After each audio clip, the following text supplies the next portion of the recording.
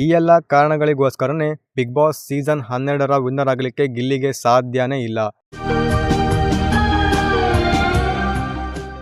Hi hello ನಮಸ್ಕಾರ. Big Boss season 12ರ ವಿಶೇಷ ಕಾರ್ಯಕ್ರಮಕ್ಕೆ ಸ್ವಾಗತ ಸುಸ್ವಾಗತ. ಕರ್ನಾಟಕದ ಅಚ್ಚುಮೆಚ್ಚಿನ ರಿಯಾಲಿಟಿ ಶೋ ಆಗಿರುವಂತಹ ಬಿಗ್ ಬಾಸ್ ಸೀಸನ್ 12 ಮತ್ತೆ ಶುರುವಾಗಿ ಪ್ರೇಕ್ಷಕರನ್ನ ಮನರಂಜಿಸಲಿಕ್ಕೆ ಶುರು ಮಾಡಿದೆ ಅಂತಾನೆ ಹೇಳ್ಬೋದು. ಈಗಾಗಲೇ ಸಾಕಷ್ಟು ಫ್ಯಾನ್ ಪೇಜ್ಗಳು ಕೂಡ ಹುಟ್ಕೊಂಡಿದ್ದಾವೆ, ಲವ್ ಫ್ಯಾನ್ ಪೇಜ್ಗಳು ಕೂಡ ಹುಟ್ಕೊಂಡಿದ್ದಾವೆ.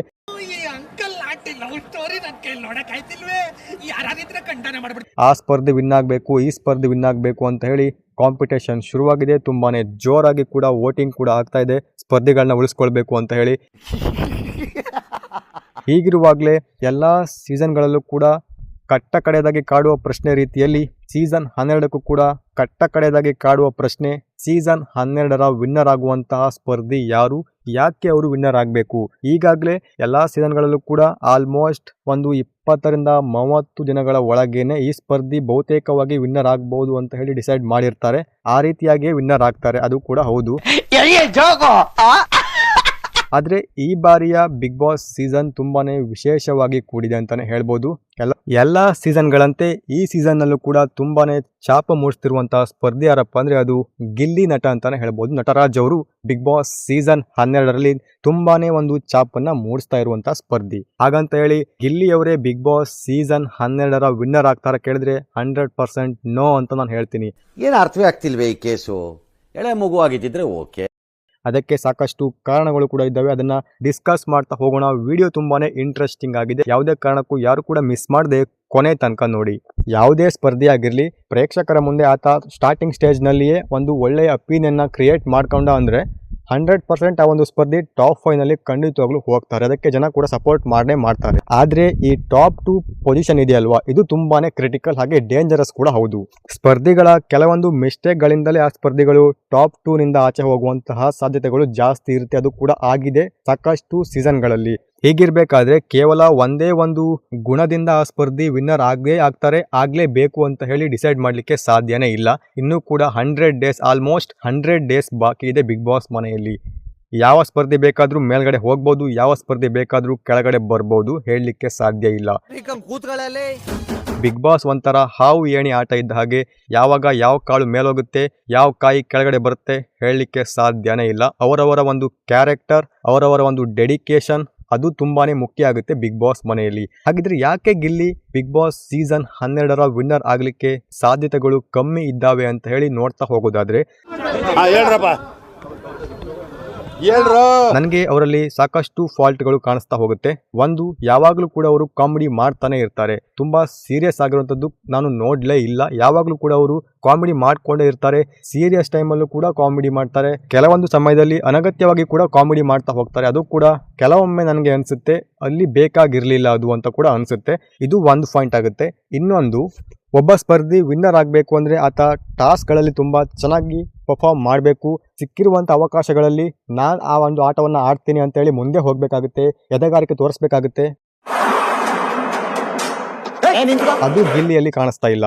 ನನಗೆ ಟಾಸ್ಕ್ ಕೊಟ್ಟರೆ ನಾನು ಆಡ್ತೀನಿಲ್ಲ ಅಂದ್ರೆ ಇಲ್ಲ ಅಂತ ಹೇಳಿ ಸುಮ್ಮನೆ ಕೂತ್ಕೊಂಡು ಬಿಡ್ತಾರೆ. ಅದು ಕೂಡ ಬಿಗ್ ಬಾಸ್ ಮನೆಯಲ್ಲಿ ಆಗೋದಿಲ್ಲ. ಕೇವಲ ಮನರಂಜನೆ ಮಾತ್ರ ನೋಡ್ತಾ ಇದ್ರೆ ಆಗೋದಿಲ್ಲ. ಟಾಸ್ಕಲ್ಲೂ ಕೂಡ ಪರ್ಫಾರ್ಮ್ ಮಾಡಬೇಕು. ಹಾಗೆ ವ್ಯಕ್ತಿತ್ವ ಅಂತ ಬಂದ್ರೆ ಅಲ್ಲೂ ಕೂಡ ಅವರ ಒಂದು ಆಟವನ್ನ ತೋರಿಸ್ಬೇಕಾಗುತ್ತೆ. ನಾನು ಯಾವ ರೀತಿಯಾಗಿ ಇದ್ದೀನಿ, ನಾನು ಕೇವಲ ಕಾಮಿಡಿ ಮಾತ್ರ ಮಾಡೋದಿಲ್ಲ, ನನಗೆ ಎಲ್ಲ ರೀತಿಯಲ್ಲೂ ಕೂಡ ಆಡ್ಲಿಕ್ಕೆ ಬರುತ್ತೆ, ನನಗೆ ಮೈಂಡ್ ಗೇಮ್ ಕೂಡ ಆಡ್ಲಿಕ್ಕೆ ಬರುತ್ತೆ ಅಂತ ಹೇಳಿ ಕೂಡ ಆ ಒಂದು ಸ್ಪರ್ಧಿ ಪ್ರೂವ್ ಮಾಡಬೇಕಾಗುತ್ತೆ. ಈ ಎಲ್ಲ ಗುಣಗಳು ಕೂಡ ಒಬ್ಬ ವಿನ್ನರ್ಗೆ ಇರುವಂತಹ ಲಕ್ಷಣಗಳಾಗಿರುತ್ತೆ. ಇದರಲ್ಲಿ ಕೆಲವೊಂದು ಫಾಲ್ಟ್ಗಳು ನಮ್ಮ ಗಿಲ್ಲಿಯಲ್ಲಿ ಕಾಣಿಸ್ತಾ ಇದೆ. ಇನ್ನು ಮೂರನೆಯ ಗುಣ, ಗಿಲ್ಲಿ ಎಲ್ಲಿಯೂ ಕೂಡ ಸ್ಟ್ಯಾಂಡ್ ತಗೊಳ್ಳೋದಿಲ್ಲ. ನನ್ ಮೇಲೆ ನಿನ್ಗೆ ಯಾಕಿಷ್ಟು ದ್ವೇಷ? ನಾನು ಏನ್ ತಪ್ಪು ಮಾಡಿದ್ದೀನಿ? ಒಂದು ವೈಯಕ್ತಿಕವಾಗಿ ಆಗಿರ್ಬೋದು ಅಥವಾ ಆ ಒಂದು ಸಮಯದಲ್ಲಿ ಅಲ್ಲಿ ಮಾತಾಡಲೇಬೇಕು ಅಂತ ಅನಿಸಿದಾಗ ಅವರು ಅಷ್ಟಾಗಿ ಅಲ್ಲಿ ಮಾತಾಡೋದಿಲ್ಲ. ಹೌದು, ಲಾಸ್ಟ್ ಒಂದು 2 ವೀಕ್ಸ್ನಲ್ಲಿ ರಕ್ಷಿತಾ ಬಗ್ಗೆ ಅವರು ಧ್ವನಿ ಎತ್ತಿದ್ದಾರೆ ನಿಜ. ಬಟ್ ಅಲ್ಲಿಯೂ ಕೂಡ ಅವರೇನು ಆ ಲೆವೆಲ್ನಲ್ಲಿ ಸ್ಟ್ಯಾಂಡ್ ತಗೊಂಡಿಲ್ಲ. ಓಕೆ ಮಾತಾಡಬೇಕು ಅಂತ ಹೇಳಿ ಮಾತಾಡಿದ್ದಾರೆ ಅಂತ ಅನಿಸುತ್ತೆ ಅಷ್ಟೇ. ಅದನ್ನ ಬಿಟ್ಟು ಮಾತಾಡಲೇಬೇಕು ಅಂತ ಹೇಳಿ ಅವ್ರು ಮಾತಾಡಿಲ್ಲ. ನಿಜ ಹೇಳಬೇಕು ಅಂದರೆ ಗಿಲ್ಲಿಯಲ್ಲಿ ಎಲ್ಲ ಕ್ವಾಲಿಟಿಗಳು ಕೂಡ ಇದ್ದಾವೆ, ಆದರೆ ಅವರು ಅದನ್ನ ಶೋ ಮಾಡ್ತಾ ಇಲ್ಲ. ಕೇವಲ ಕಾಮಿಡಿ ಮಾತ್ರ ಮಾಡ್ತಾ ಇದ್ದಾರೆ. ಅದು ಕೂಡ ಎಲ್ಲ ಟೈಮಲ್ಲೂ ಕೂಡ ಕಾಮಿಡಿ ಮಾಡ್ತಾ ಇರ್ತಾರೆ. ಅದು ಕೂಡ ಕೆಲವೊಮ್ಮೆ ಮೈನಸ್ ಆಗುತ್ತೆ ಸ್ಪರ್ಧಿಗೆ. ಹೌದು, ಹೊರಗಡೆ ಪ್ರೇಕ್ಷಕರಿಗೆ ತುಂಬಾನೇ ಖುಷಿ ಆಗ್ತಾ ಇದೆ. ಹೌದು, ಗಿಲ್ಲಿ ಅವರು ಸೂಪರ್ ಆಗಿ ಪರ್ಫಾರ್ಮ್ ಮಾಡ್ತಾ ಇದ್ದಾರೆ ಅಂತ ಕೂಡ ಅನ್ಸ್ಬಹುದು. ಆದರೆ ಲಾಸ್ಟ್ ಟೈಮ್ ವೋಟಿಂಗ್ ಅಲ್ಲಿ ಹೋಗಬೇಕಾದ್ರೆ ವಿನ್ನಿಂಗ್ ರೇಸ್ ನಲ್ಲಿ ಅದು ಕೂಡ ಮುಳ್ಳಾಗುತ್ತೆ ಕೆಲವೊಂದು ಸ್ಪರ್ಧಿಗೆ. ಅದನ್ನ ಬಿಗ್ ಬಾಸ್ ನಲ್ಲಿ ಸುದೀಪ್ ಸರ್ ಆಮೇಲೆ ಹೇಳ್ತಾರೆ, ನೋಡಿ ಗಿಲ್ಲಿ ಅವರೇ, ನೀವು ಈ ರೀತಿಯಾಗಿ ಯಾವಾಗಲೂ ಕೂಡ ಕಾಮಿಡಿ ಮಾಡ್ತಾ ಇದ್ರಿ, ಅದು ನಿಮಗೆ ಹೊಡ್ತಾ ಬಿತ್ತು ಅಂತ ಅನ್ಸುತ್ತೆ ಅಂತ ಹೇಳಿ ಕೊನೆಗೆ ಹೇಳಿದ್ರೆ ಪ್ರಯೋಜನ ಇರಲ್ಲ. ಸೊ ಈಗಲೇ ಎಚ್ಚೆತ್ಕೊಳ್ಬೇಕು. ಕೇವಲ ಕಾಮಿಡಿ ಮಾತ್ರ ಮಾಡ್ತಾ ಇದ್ರೆ ಆಗುದಿಲ್ಲ ಸ್ಪರ್ಧಿಗೆ. ಅದು ಮಾತಾಡೋದು ಏನ್ ಮಾತಾಡ್ತಾರ್ರಿ, ಯಾವನ್ರಿ ಅವನು? ನಮಗೆ ಸ್ವಾಭಿಮಾನ ಇದೆ. ಎಲ್ಲವನ್ನು ಕೂಡ ಎಲ್ಲ ಒಂದು ಪ್ಲಾಟ್ಫಾರ್ಮ್ ಕೂಡ ಟಿಕ್ ಮಾಡಬೇಕಾಗುತ್ತೆ ಅಲ್ವಾ. ಸೊ ಅದನ್ನ ಗಿಲ್ಲಿ ಮಾಡ್ತಾ ಇಲ್ಲ, ಅದನ್ನ ಮೊದಲು ಗಿಲ್ಲಿ ಮಾಡಬೇಕು. ನಿಜವಾಗ್ಲೂ ಗಿಲ್ಲಿ ಈ ಒಂದು 100 ಡೇಸ್ನಲ್ಲಿ ಮಾಡಿದ್ರು ಅಂತ ಇಟ್ಕೊಳ್ಳಿ, 100% ಗಿಲ್ಲಿ ಟಾಪ್ 2 ನಲ್ಲಿ ಇರ್ತಾರೆ. ಇಲ್ಲ ಅಂದ್ರೆ ಆ ಒಂದು ಪ್ಲೇಸ್ಗೆ ಬೇರೆ ಸ್ಪರ್ಧಿಗಳು ಕೂಡ ಬರ್ತಾರೆ. ಗಿಲ್ಲಿ ಟಾಪ್ 5ಗೆ ತೃಪ್ತಿ ಪಡಬೇಕಾಗುತ್ತೆ. ಈಗಲೇ ಗಿಲ್ಲಿ ಎಚ್ಚೆತ್ಕೊಂಡು ಈ ರೀತಿಯಾದ ಕೆಲಸಗಳನ್ನ ಮಾಡಲಿಕ್ಕೆ ಶುರು ಮಾಡಿದ್ರೆ, ಅವರ ಒಂದು ವೈಯಕ್ತಿಕ ಆಟವನ್ನು ತೋರಿಸಲಿಕ್ಕೆ ಶುರು ಮಾಡಿದ್ರೆ 100% ಗಿಲ್ಲಿ ವಿನ್ನರ್ ಆಗ್ತಾರೆ. ಇನ್ನು ಗಿಲ್ಲಿಗೆ ಕಾಂಪಿಟೇಷನ್ ಕೊಡುವಂಥ ಸ್ಪರ್ಧಿಗಳು ಯಾರಪ್ಪ ಅಂದರೆ, ಒಂದು number 1 Raghu, number 2 Dhanush, number 3 Rakshita. ಇನ್ನು ಸ್ವಲ್ಪ ಮಟ್ಟಿಗೆ ಆ ಕಡೆ ಈ ಕಡೆ ತೂಗಿ ನೋಡಿದ್ರೆ ನನಗೆ ಸ್ವಲ್ಪ ಮಟ್ಟಿಗೆ ಅಭಿಷೇಕ್ ಬರ್ಬೋದು ಅಂತ ಅನಿಸುತ್ತೆ. ಅದನ್ನ ಬಿಟ್ಟರೆ ಯಾವ ಸ್ಪರ್ಧಿಯೂ ಕೂಡ ಬರೋದಿಲ್ಲ. ಲೇಡೀಸ್ ಸ್ಪರ್ಧಿಗಳಲ್ಲಂತೂ ನನಗೆ ಯಾರು ಕೂಡ ಇಷ್ಟ ಆಗ್ತಾ ಇಲ್ಲ. ಹಾಗೆ ನೋಡಿದ್ರೆ ಅಶ್ವಿನಿ ಅವರೇ ಬೆಟರ್ ಅಂತ ಅನಿಸುತ್ತೆ. ಅಟ್ಲೀಸ್ಟ್ ಅವರು ಕಂಟೆಂಟ್ ಆದರೂ ಕೊಡ್ತಾ ಇದ್ದಾರೆ ಬಿಗ್ ಬಾಸ್ ಮನೆಯಲ್ಲಿ. ಜಗಳನೋ ಮತ್ತೊಂದು ಒಟ್ಟಿನಲ್ಲಿ ಮಾತಾಡ್ತಾರೆ, ಅದು ತುಂಬ ಖುಷಿಯಾಗುತ್ತೆ. ಅಟ್ಲೀಸ್ಟ್ ಇನ್ನು ಬಿಗ್ ಬಾಸ್ನಲ್ಲಿ ನಿಜವಾಗ್ಲೂ ಅವರ ಆಟವನ್ನೇ ಶುರು ಮಾಡದೇ ಇರುವಂಥ ಸ್ಪರ್ಧಿಗಳು, ಒಂದು ಮಲ್ಲಮ್ಮ, ಎರಡನೇದು ಧ್ರುವಂತ್, ಮೂರನೇದಾಗಿ ಚಂದ್ರಪ್ರಭಾ, ನಾಲ್ಕನೇದಾಗಿ ಸ್ಪಂದನ ಅವರು, ಐದನೇದಾಗಿ ಮಾಳು, ಆರನೇದಾಗಿ ಅಭಿಷೇಕ್. ಈ 6 ಸ್ಪರ್ಧಿಗಳು ಸಾರಿ ಮಿಸ್ ಮಾಡಿಬಿಟ್ಟೆ. ಇದರಲ್ಲಿ ಟಾಪ್ 3ಯಲ್ಲಿ ರಾಶಿಕ್ ಅವ್ರು ಬರ್ತಾರೆ, ಹಾಗೆ ಸೂರಜ್ ಕೂಡ ಬರ್ತಾರೆ. ನಿಜ ಹೇಳಬೇಕು ಅಂದರೆ ಈ ಇಬ್ಬರು ಸ್ಪರ್ಧಿಗಳು ಬಿಗ್ ಬಾಸ್ಗೆ ನಿಜವಾಗ್ಲೂ ಯಾಕೆ ಬಂದಿದ್ದೀವಿ ಅಂತ ಹೇಳಿ ಮರ್ತೇ ಹೋಗ್ಬಿಟ್ಟಿದ್ದಾರೆ. ಅವರು ಪ್ರೇಮದ ಒಂದು ಏನು ಹೇಳಬೇಕು ಅಂದರೆ ಪ್ರೇಮದ ಅಮಲಿನಲ್ಲಿ ತೇಲಾಡ್ತಾ ಇದ್ದಾರೆ ಬಿಗ್ ಬಾಸ್ ಮನೆಯಲ್ಲಿ. ಪ್ರಣಯ ಪಕ್ಷಿಗಳು ಈ ರೀತಿಯಾಗಿ ಇದ್ರೂ ಕೂಡ ಬಿಗ್ ಬಾಸ್ ನಲ್ಲಿ ಹೆಸರು ಬರುತ್ತೆ ಅಂತ ಬೇರೆ ಬೇರೆ ಸೀಸನ್ಗಳನ್ನ ನೋಡ್ಕೊಂಡು ಬಂದಿದ್ದಾರೆ ಅಂತ ಅನ್ಸುತ್ತೆ.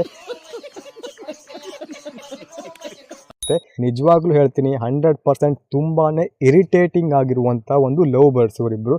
ನೋಡಕ್ಕಂತೂ ಆಗ್ತಾನೆ ಇಲ್ಲ. ಬಿಗ್ ಬಾಸ್ಗೆ ಪಾಪ ಬೇರೆ ದಾರಿ ಇಲ್ಲ, ಆ ಕಡೆ ಕಂಟೆಂಟ್ ಬರ್ತಾ ಇಲ್ಲ.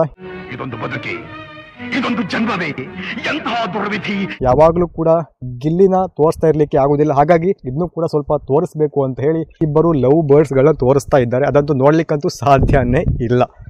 ಈ ರೀತಿಯಾಗಿ ಸೀಸನ್ 12 ಇದೆ. ಅಲ್ಲಿ ಮೇ ಬಿ ಗಿಲ್ಲಿ, ರಘು, ರಕ್ಷಿತಾ, ಹಾಗೆ ಆ ಕಡೆ ಅಶ್ವಿನಿ ಅವರು, ಈ 4 ಸ್ಪರ್ಧಿಗಳು ಇದ್ದಾರೆ ಅಂತ ಹೇಳಿದ್ರೆ ಬಿಗ್ ಬಾಸ್ ನೋಡ್ತಾ ಇದ್ದಾರೆ ಜನ. ಇಲ್ಲ ಅಂದರೆ ಬೇರೆ ಸ್ಪರ್ಧಿಗಳಂತೂ ಬಿಗ್ ಬಾಸ್ ಮನೆಯಲ್ಲಿ ಇದ್ದಾರಾ ಅಥವಾ ಇಲ್ವಾ ಅಂತ ಹೇಳಿನೇ ಮರ್ತೋಗ್ಬಿಟ್ಟಿದೆ. ಇದು ಒಂದು ಒಳ್ಳೆಯ ಅವಕಾಶ ಕೂಡ ಹೌದು ಗಿಲ್ಲಿ ಅವರಿಗೆ. ಇದನ್ನು ಕರೆಕ್ಟಾಗಿ ಬಳಸ್ಕೊಂಡು ಎಲ್ಲ ಪ್ಲಾಟ್ಫಾರ್ಮ್ಗಳಲ್ಲೂ ಟಿಕ್ ಮಾಡ್ಕೊಂಡು ಹೋಗಿದ್ರೆ 100% ಗಿಲ್ಲಿ ವಿನ್ನರ್ ಆಗ್ತಾರೆ. ಅದರಲ್ಲಿ ಡೌಟೇ ಇಲ್ಲ. ಬಟ್ ಈ ಒಂದು ಫಾಲ್ಟ್ಗಳನ್ನ ಅವರು ಸರಿ ಮಾಡ್ಕೊಳ್ಳೇಬೇಕು. ಮೊದಲು ಸರಿ ಮಾಡ್ಕೊಂಡಿಲ್ಲ ಅಂದರೆ ಅವರಿಗೆ ಕಷ್ಟ ಆಗುತ್ತೆ ಟಾಪ್ 2ಗೆ ಹೋಗುವಂಥದ್ದು. ಇಷ್ಟು ನನಗೆ ಅನಿಸಿರುವಂಥ ಪರ್ಸ್ನಲ್ ಒಪಿನಿಯನ್. ನಿಮಗೆ ಕೂಡ ಹೀಗೆ ಅನಿಸಿದ್ರೆ ದಯವಿಟ್ಟು ಕಮೆಂಟ್ ಸೆಕ್ಷನಲ್ಲಿ ಕಮೆಂಟ್ ಮಾಡಿ, ಲೈಕ್ ಮಾಡಿ, ಸಬ್ಸ್ಕ್ರೈಬ್ ಮಾಡಿಕೊಂಡು ಮುಂದಿನ ವಿಡಿಯೋಗಾಗಿ ವೆಯ್ಟ್ ಮಾಡ್ತಾ ಇರಿ. Thank you. Have a good day. Bye.